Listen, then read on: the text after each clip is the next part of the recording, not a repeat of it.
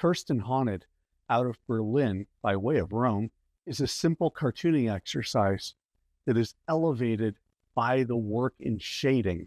We're going to take a look at it right now.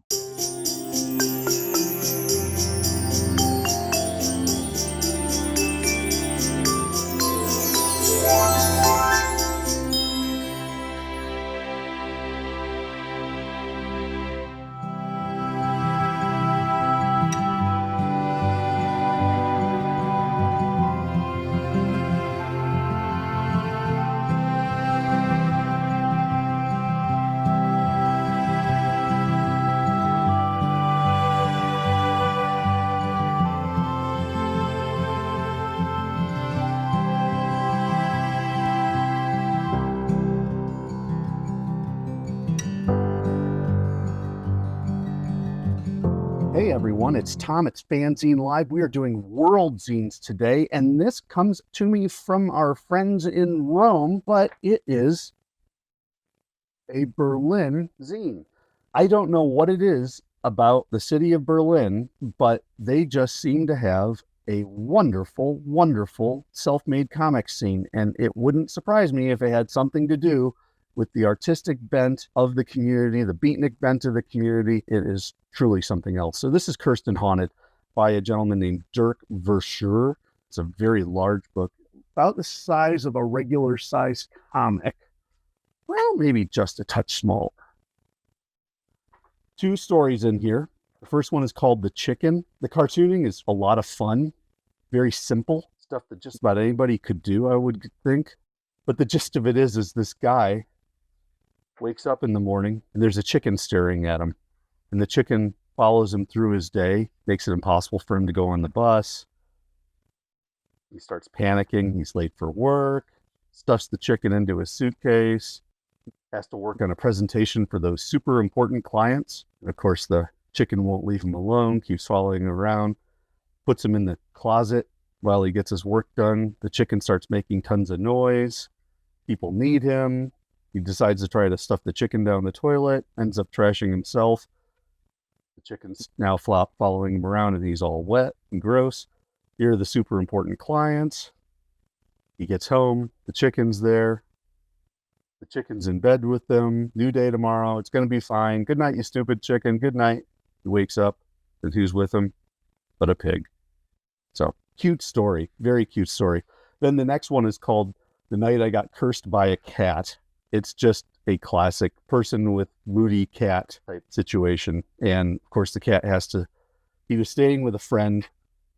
He slept on the floor. The cat's on the couch. The cat doesn't like him being around. He ends up that the cat starts sleeping on his pillow. And so now they're having a cold war with each other. Then the cat totally gets into his head. And I love this spread. It's just hysterical. The agony of the poor gentleman, the cat tormenting him. Everything from you should have done better to your mediocrity defines you to you peaked years ago. All of his angst and anxiety just jumps in. And then, of course, he wakes up in the morning and he's all wrecked and the cat's fine. It's cute. So it's a fun book. And I really enjoyed reading it. The story itself was a lot of fun. But the reason I wanted to share this one, other than the fact that it just is a world zine, something you may not have seen, is that the cartooning can be looked at on two levels. Let's take a look at this. This is a simple page of cartooning.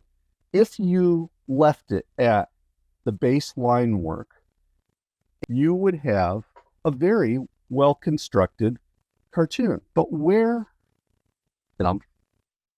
Verschuur gets really going is what he does with his shading. And he does the most delicate shading. This little tiny hatching, these little tiny dots. He puts in just enough to add just a slight bit of texture. And then you look here, his cross hatching adds just that extra element of shade, of shadowing to make it work shade elevates the most simple cartooning to that next level. I mean, like, take a look at this panel right here. I mean, like, black background there. I mean, like, radiating lines. I mean, like, hatching, the extra dots. I mean, like, shading underneath, a little bit on top, but definitely underneath, so you can see the angle of light. I mean, like, some wonderful work, and it's so delicate and small that one might overlook the work that was done. He really did a nice job on this, and I wanted to point that out. So let's go back to that page with the Cursed by the Cat.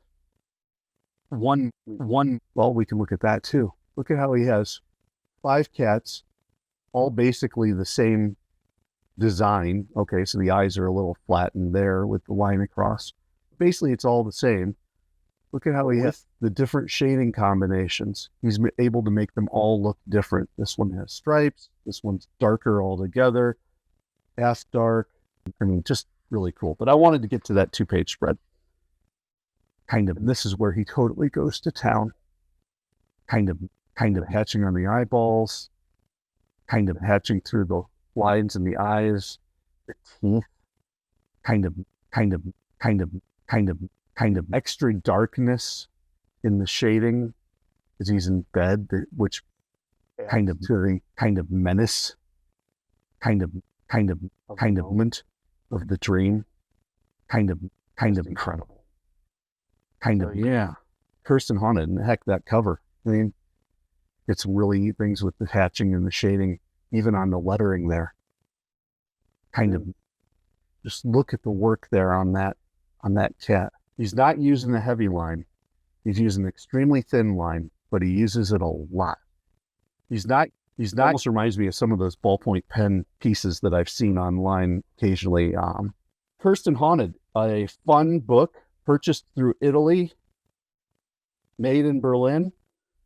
A really great, terrific world zine. So glad to be able to share it with you. Let me know what you think. Have you seen artwork like this before? Always fun to take a look and see how cartooning is done differently, and perhaps maybe give you some ideas and some inspiration on how you can do your own cartooning better. This is a fantastic example of taking what could be just simple standard stuff and raising it to that next point. Don't forget, leave a comment, like the video, subscribe to FANzine Live, and of course, tell your friends, because it's always good to share tips and inspiration like this with those who you enjoy and respect. Thanks again for watching, everybody. This is Tom. This is FANzine Live World Zines. I will catch you next time.